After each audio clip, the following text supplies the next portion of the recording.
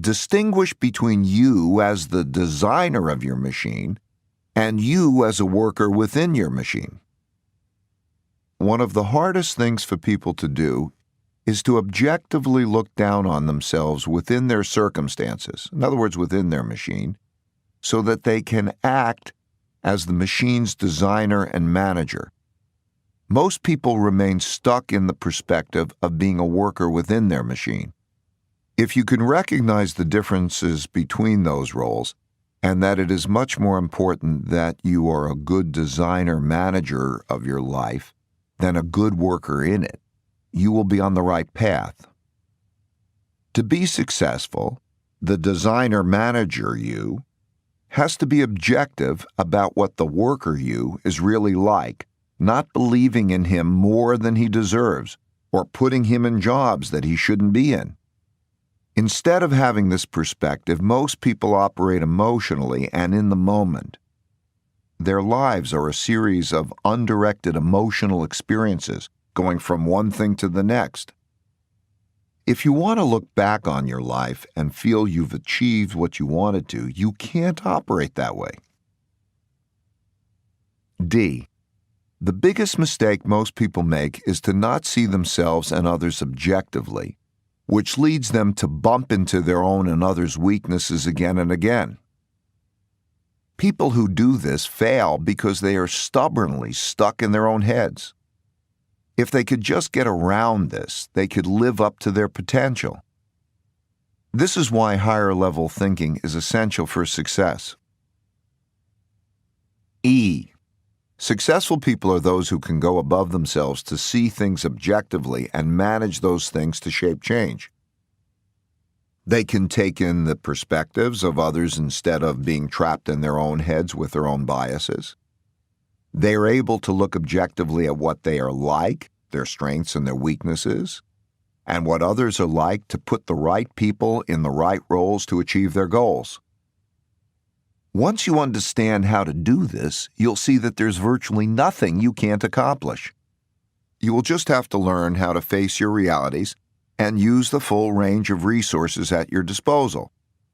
For example, if you as the designer manager of your life discovers that you as the worker can't do something well, you need to fire yourself as the worker and get a good replacement while staying in the role of the designer manager of your own life.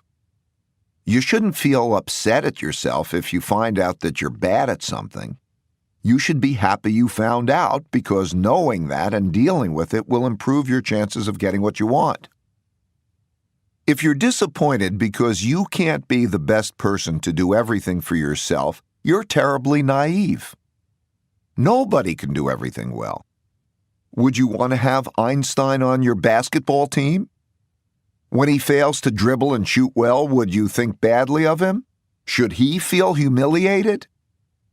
Imagine all the areas in which Einstein was incompetent, and imagine how hard he struggled to excel, even in the areas in which he was the best in the world. Watching people struggle and having others watch you struggle can elicit all kinds of ego-driven emotions, such as sympathy, pity, embarrassment, anger, or defensiveness. You need to get over all that and stop seeing struggling as something negative.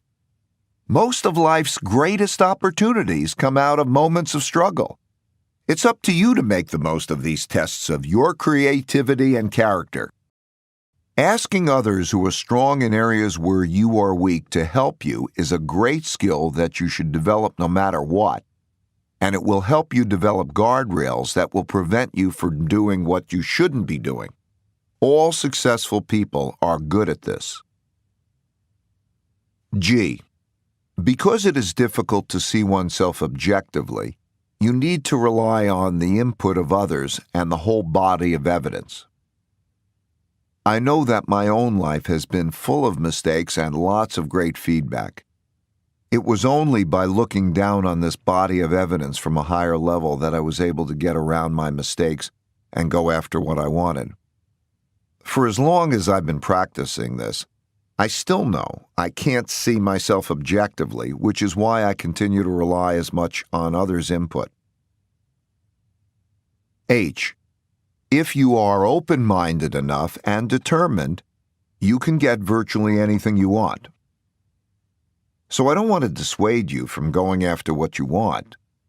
At the same time, I urge you to reflect on whether what you are going after is consistent with your nature. Whatever your nature is, there are many paths that will suit you, so don't fixate on just one. Should a particular path close, all you have to do is find another one consistent with what you're like. You'll learn a lot about how to determine what you're like in the chapter, Understand That People Are Wired Differently, which comes later. But most people lack the courage to confront their own weaknesses and make the hard choices that this process requires. Ultimately, it comes down to these 5 decisions.